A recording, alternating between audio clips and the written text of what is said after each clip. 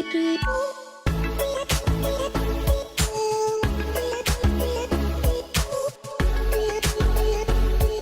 everyone, Brodie here with you once again, your human Vortex training certified and experienced expert level coach and strength and conditioning coach. Today we're getting into strength training.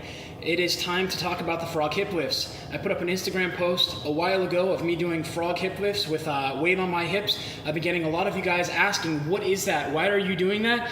Is this something I could use?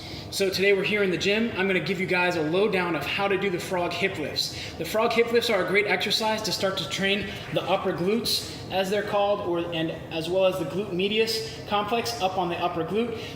What's interesting for cyclists and triathletes is that muscle in the front of the hip called the tensor fasciae latae that kind of runs in here. It's inside that pocket that often tends to get tight, especially after time on the T-bike.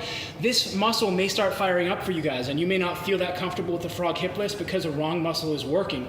If that is the case, take a step back. We need to go back to sideline hip lifts, clamshells, and make sure you guys are using the right muscles and learning to turn off that tensor fasciae latae before you get into the frog hip lifts. But let's get riveting and let's get going with our frog hip lifts. The frog hip lifts are appropriate for those who do not have any back, hip, knee, or ankle issues. So if you have any knee pain, hip pain, back pain, or ankle pain, I would not recommend starting with this. I would start with a regular hip lift first. But you feel good, so we're gonna get going.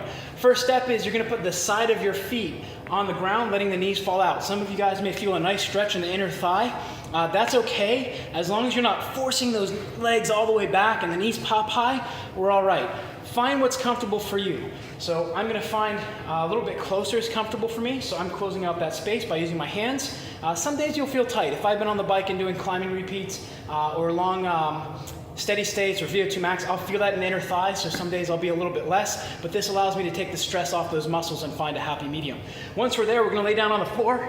We're gonna keep our shoulders open. So this is something that I cue a lot for cyclists and triathletes because we tend to go here. We wanna squeeze the shoulder blades back and down and brace our abs. So your chest is gonna come, or the upper back is gonna come off the mat just a little bit. For you guys, that's okay. The other thing we're gonna do is we can prop the chin down.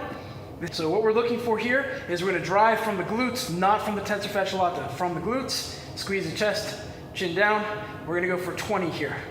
So we can get good muscle growth with just body weight exercises by going to the point where we feel a nice burn. So we want only the glutes to work, nothing in the back, nothing in tensor fasciae latae. You'll notice I'm touching the ground each time, coming all the way up. I'm not pausing too long at the top until the last one of the set. From there, I'm gonna focus and squeeze only on the glutes. I'm squeezing the glutes as hard as I can, letting the knees relax, never pushing from the quadriceps or from the tensor fasciae latae, keeping everything nice and tight, coming up as high as you can. Hold.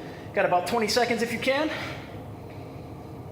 And then down. If you guys feel that tensor fasciae latae starting to tighten up and cramp up, what that means is you're not quite ready for this exercise yet. We have to work on a different approach for you because you're just not quite there, which is okay. That's what this time of year is for. So this is the frog hip lift. I recommend starting off with 3 sets of 20. You can add this before a ride or after a ride. Personally, I like it after a ride. It helps me open up my hips, get a good feel for what's tight, what's loose, and then I'll hit the foam roller after. So until next time, train smarter, not harder, and it is all about you.